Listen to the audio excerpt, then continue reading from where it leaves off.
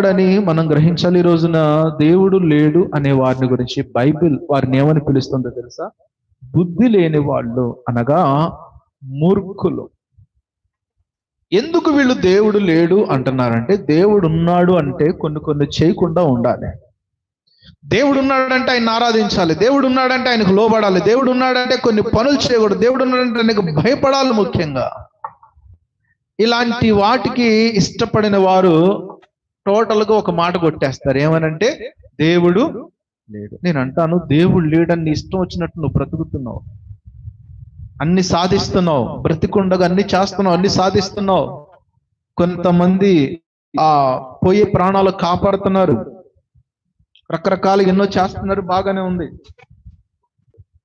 ఎంతో విద్య చదివి ఎంబీబీఎస్, పీజీలు, ఎండీలు, డిఎంలు, ఎంతో గొప్ప చదువు చదివిన సైంటిస్టులు, డాక్టర్స్, ఎంతో పీజీ హోల్డర్స్, పిహెచ్డి హోల్డర్స్ సైతం ఒక టైం వచ్చేసరికి మనుష్యుల చేయి దాటిన తర్వాత డాక్టర్స్ అయినా అధికారులైనా ఏ మాట చెప్తారంటే, వాళ్ళు మా ప్రయత్నం మేము చేశాము, ఇక చేసేదంతా ఎవరు చేయాలి?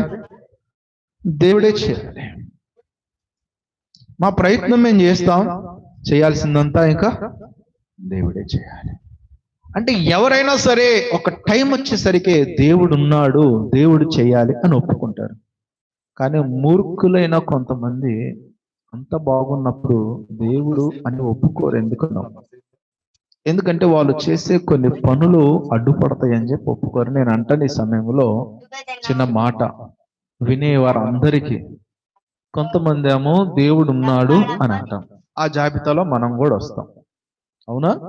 ఇంకొంతమంది ఏమో దేవుడు లేడు అని అంటారు. నేను అంటాను, దేవుడు ఉన్నాడని నమ్ము, నీదేం పోయింది? ఏమన్నా ఖర్చు అయిద్దా? దేవుడు ఉన్నాడని నమ్ము. ఒకవేళ దేవుడు లేడు అని నువ్వు నమ్మావు, బుద్ధిహీనంగా నమ్మావు, మూర్ఖంగా నమ్మావు, ఇష్టం వచ్చినట్టు జీవించావు, ఒక రోజున నీ జీవితంలోకి ఏమొస్తుంది? ఏ రోజు వస్తుంది? మరణ దినం వస్తుందా లేదా?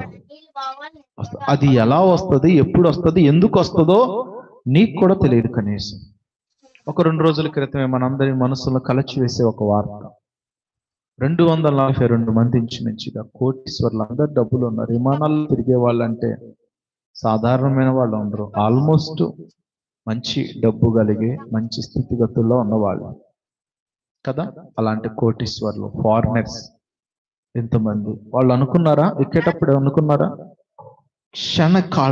క్షణకాలంలో జీవితాలు ఏమి చేయబడి ముగించబడ్డాయి. ఇప్పుడు ఆ సంఘటన మనం తలుచుకుందాం. దేవుడు లేడు అని నీ ఇష్టం వచ్చినట్టు నువ్వు జీవించేశావు, నీ ఇష్టారాజ్యం కింద దేవునికి భయపడకుండా నీ ఇష్టం వచ్చినట్టు అన్యాయం చేశావు, అక్రమం చేశావు, పాపం చేశావు, దోపిడీలు చేశావు, దొంగతనాలు చేశావు, వ్యభిచరించావు, ఎన్నో చేశావు. ఒక రోజున చచ్చిపోయావు. చచ్చిపోయిన తర్వాత ఏం తెలిసింది? అరే, ఎన్నాళ్ళు దేవుడు లేడు అనుకున్నాను, ఇప్పుడు దేవుడు ఉన్నాడు, తీర్పు ఉంది. దేవుడు పాపం చేసిన వాళ్ళని ఏం చేస్తున్నాడు? తీర్పు తీర్చి నరకంలో పడేస్తున్నాడు. అన్ని మతాల్లో ఇదే ఉంది, నాట్ ఓన్లీ క్రిస్టియానిటీ. ఒక క్రైస్తవ్యంలోనే కాదు, ప్రతి మతంలో ఇది ఉందా లేదా? దేవుడు అనేవాడు ఒకడు ఉన్నాడు. మనిషి తప్పు చేస్తే, పాపం చేస్తే తీసుకెళ్ళి ఏం చేస్తాడు? నరకంలోనో పాతాళంలోనో సంథింగ్ పడేస్తాడు. అదే మంచి చేసి ఇది చేశాడు అనుకో, ఏం చేస్తాడు? మోక్షంలోనో, పరదేశంలోనో, పరలోకంలోనో, నెమ్మదికరమైన స్థలంలోనో ఉంచుతాడు. అయితే లేడు అని నమ్మావు, లేడని ఇష్టం వచ్చినట్టు చేశావు, ఒక రోజున పోయావు. దేవుడు ఉన్నాడు అని గ్రహించావు, ఉపయోగం ఏమైనా ఉందా?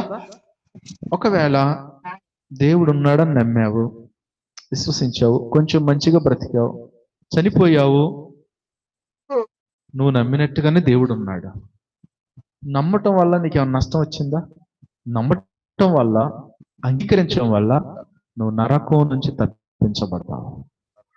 ఇక్కడ జీవితం 70-80 ఏళ్ళు అయితే, నరకం అగ్ని ఆరదు, పురుగు యుగాలు. ఆ నరక యాత్ర నుండి తప్పించుకుంటావు లేదా? తప్పించుకుంటావు. కనుక నేను అంటాను, నన్ను అడిగితే దేవుడు లేడు అని గనక ఎవరన్నంటే నా దృష్టిలో మూర్ఖుడే. నా దృష్టిలో ఏంటి, బైబిలే సెలవిస్తుంది. నువ్వు పిహెచ్డీలు చదవ ఉండొచ్చు, ఆక్స్ఫర్డ్ యూనివర్సిటీలో డిగ్రీ పట్టా పొందుకొని ఉండొచ్చు, 4-5 భాషలు మాట్లాడడం వచ్చి ఉండొచ్చు, టీవీలో కూర్చొని ఇంటర్వ్యూ ఉండొచ్చు, కానీ దేవుడు లేడు అనే మాట నీ నోటి నుండి వచ్చిందంటే నీ అంత మూర్ఖుడు ఇంకొకడు ఉండడు. ఒకవేళ దేవుడు లేవని ఇష్టం వచ్చినట్టు నువ్వు బతికి చచ్చిపోయావు. సరే, దేవుడు లేడనే వాడు చచ్చిపోయిన తర్వాత ఉన్న జీవితం గురించి ఎవరన్నా క్లారిటీగా చెప్తారా? ఉన్నాడని నమ్ము, విశ్వసించు, నష్టమే ఉంది. చనిపోయిన తర్వాత పరలోకానికి పోతావుగా. లేదు, మూర్ఖంగా జీవించావు, చనిపోయిన తర్వాత ఉన్నాడని తెలిసింది, ఉపయోగం ఏమన్నా?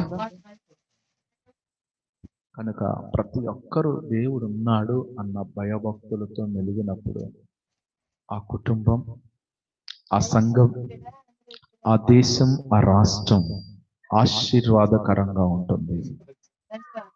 దైవ భయం లేకపోతే అర్థమవుతుందా? ఏ సెక్షన్లు, ఏ న్యాయ చట్టాలు, ఏ విధమైన లా అండ్ ఆర్డర్ మనిషిని కంట్రోల్ చేయలేదు. ఈ రోజున కొన్ని కోట్ల మంది క్రైస్తవులుగా మారి దేవుళ్ళకి వచ్చేసేసి పాపాలు విడిచి, త్రాగుడు విడిచి, దొంగతనం విడిచి, వ్యభిచారం విడిచి, హత్యలు విడిచి, రౌడీయిజం విడిచి, గుండాయిజం విడిచి, అన్ని విడిచి, నక్సలిజం విడిచి, టెర్రరిజం విడిచి, అన్ని విడిచిపెట్టి క్రీస్తులోకి వస్తున్నారంటే అర్థమవుతుందా? క్రీస్తులోకి వస్తున్నారంటే వారు నమ్మారు నా యేసయ్య ఉన్నాడు అని. హల్లెలూయా. వచ్చేవాళ్ళు సాధారణమైన వాళ్ళు, తెక్కలోళ్ళు, పిచ్చోళ్ళు కాదు, బహు క్రూరమైన వాళ్ళు సైతం నమ్మి దేవుని సన్నిధికి వస్తుంది. నేను ఒక టెస్టిమోనీ విన్నా, అది మొత్తానికి యూట్యూబ్లో నుంచి డిలీట్ చేశారు. నేను అది విని ఒకసారి మీకు వేసి చూపిద్దాం అనుకున్నాను. దగ్గరగా 37 మందిని క్రూరంగా చంపి, ఒక వ్యక్తిని 20-30 సార్లు నరికి చంపి, క్రూరమైనటువంటి వ్యక్తి జైలుకి వెళ్ళి జైల్లో యేసుని తెలుసుకొని శిక్ష కాలం తగ్గించుకొని వచ్చి పాస్టర్ అయిపోయాడు. దేవునికి స్తోత్రం. 37 మందిని చిల్లర చంపాడండి, క్రూరమైన వ్యక్తి. విషయం ఏంటో తెలుసా? తన గర్భాన పుట్టిన పిల్లల్ని